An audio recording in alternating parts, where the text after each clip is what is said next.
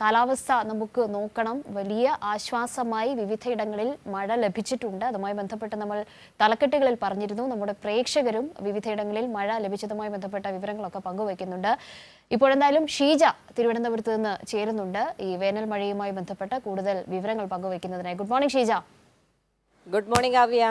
നല്ല ഉറക്കം കിട്ടിയോ? വലിയ തോതിൽ ആശ്വാസമായി. ഇവിടെ തിരുവനന്തപുരത്ത് അടക്കം മഴ പെയ്ത ഒരു രാത്രിയും പകലും ഒക്കെയാണ് കടന്നുപോയത്. വിവിധയിടങ്ങളിൽ ഇതുപോലെ മഴ ലഭിച്ച ഒരു സാഹചര്യമുണ്ട്. എന്താണ് ഇപ്പോൾ പറയാനുള്ള കാര്യങ്ങൾ?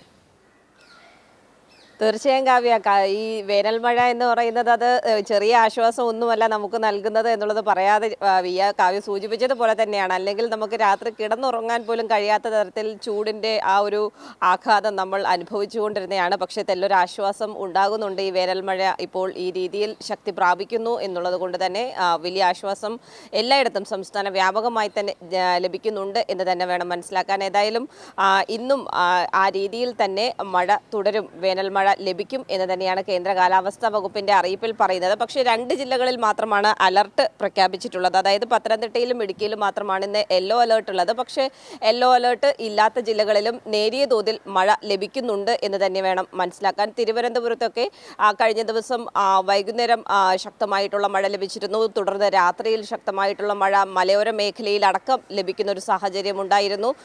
അതിന് സമാനമായ രീതിയിൽ തന്നെയാണ് സംസ്ഥാന വ്യാപകമായി നേരിയ തോതിൽ ഒറ്റപ്പെട്ട മഴയ്ക്ക് ഉള്ള സാധ്യതയുണ്ട്. പക്ഷേ ഈ പറയുന്ന രീതിയിൽ ശക്തമായിട്ടുള്ള മഴയ്ക്കുള്ള മുന്നറിയിപ്പ് നിലവിൽ നൽകിയിട്ടുള്ളത് പത്തനംതിട്ടയ്ക്കും ഇടുക്കിയിലും മാത്രമാണ്. നാളെ തിരുവനന്തപുരം പത്തനംതിട്ട ജില്ലകളിലും മറ്റന്നാൾ തിരുവനന്തപുരം പത്തനംതിട്ട കൊല്ലം ജില്ലകളിലും യെല്ലോ അലേർട്ടിൻ്റെ മുന്നറിയിപ്പുണ്ട് എന്നുള്ളത് തന്നെയാണ്.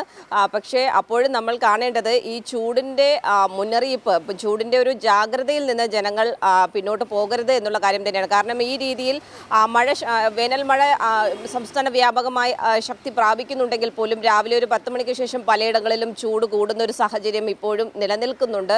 അതുകൊണ്ട് തന്നെ എല്ലാവരും ജനങ്ങൾ ആ രീതിയിലുള്ള മുന്നറിയിപ്പുകളെല്ലാം കൃത്യമായ രീതിയിൽ തന്നെ പാലിക്കേണ്ടതാണ്. ഉച്ചയ്ക്ക് ശേഷമാണ് പലയിടങ്ങളിലും മഴ ആരംഭിക്കുന്നതൊക്കെ. അതുകൊണ്ട് ഈ രാവിലെയുള്ള സമയങ്ങളിൽ ആ ചൂടിൻ്റെ ആഘാതം ഉണ്ടാകാതിരിക്കാൻ പ്രത്യേകമായി തന്നെ ശ്രദ്ധിക്കണം എന്നുള്ളതാണ് ജനങ്ങളോട് പൊതുവെ സംസ്ഥാന ദുരന്ത നിവാരണ അതോറിറ്റിയും ആവശ്യപ്പെടുന്നത്. ഒരു തരത്തിലുള്ള മുൻകരുതലിലും കുറവ് വരുത്തരുത്. അതിപ്പോൾ മഴ ശക്തി പ്രാപിക്കുകയാണെങ്കിൽ മഴയുമായി ബന്ധപ്പെട്ട് സ്വീകരിക്കേണ്ട മുൻകരുതലുകൾ കൃത്യമായ രീതിയിൽ സ്വീകരിക്കണം. ചൂട് അത് 10 മണിക്ക് ശേഷം കൂടുന്ന ഒരു സാഹചര്യമുണ്ട്. പക്ഷേ അതികഠിനമായ ചൂട് 40 ഡിഗ്രിക്ക് മുകളിൽ പാലക്കാടൊക്കെ നമുക്കറിയാം, പാലക്കാട്, പത്തനംതിട്ട, കൊല്ലമൊക്കെ 40-ന് മുകളിൽ പോകുന്ന വലിയൊരു ചൂടിൻ്റെ ഒരു സാഹചര്യം ഉണ്ടായിരുന്നു. അതിൽ ശമനമുണ്ടായിട്ടുണ്ടെങ്കിൽ പോലും ചൂട് ഇപ്പോഴും സംസ്ഥാനത്ത് വിവിധയിടങ്ങളിൽ കൂടി തന്നെ നിലനിൽക്കുന്ന ഒരു സാഹചര്യമുണ്ട്. അതുകൊണ്ട് 2 രീതിയിലും ജനങ്ങൾ ജാഗ്രത പാലിക്കണം എന്നുള്ളൊരു അറിയിപ്പ് തന്നെയാണ് നമ്മൾക്കും പൊതുജനങ്ങളോട് നൽകാനുള്ളത്. കാവ്യ.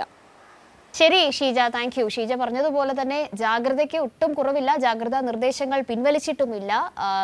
ഈ വേനൽ മഴ ആശ്വാസ മഴയെ നമ്മൾ പറയുമ്പോൾ പോലും ഈ ഒരു കൊടും ചൂടിന്റെ സാഹചര്യം അത് മുന്നിൽ കാണാതെ ഇരിക്കാൻ തരമില്ല. പ്രത്യേകിച്ച് ഉച്ചയ്ക്ക് ശേഷവും രാത്രിയിലുമൊക്കെയാണ് ഇപ്പോൾ മഴ ലഭിച്ചുകൊണ്ടിരിക്കുന്നത്. രാവിലെ ആ ഒരു കടുത്ത വേനൽ വിവിധ ഇടങ്ങളിൽ ഇപ്പോഴും അങ്ങനെ തന്നെയുണ്ട്. കൊടും ചൂടിന്റെ സാഹചര്യം അങ്ങനെ തന്നെയുണ്ട്. അതുകൊണ്ട് കൃത്യമായ ജാഗ്രതാ നിർദ്ദേശങ്ങൾ എല്ലാവരും പാലിക്കുക. മുൻകരുതൽ നടപടികളൊക്കെയായി തന്നെ മുന്നോട്ട് പോവുക എന്നതാണ്. എന്തായാലും അലേർട്ടുകൾ ഇന്ന് 2 ജില്ലകളിൽ പത്തനംതിട്ടയിലും ഇടുക്കിയിലും നിലനിൽക്കുന്നു.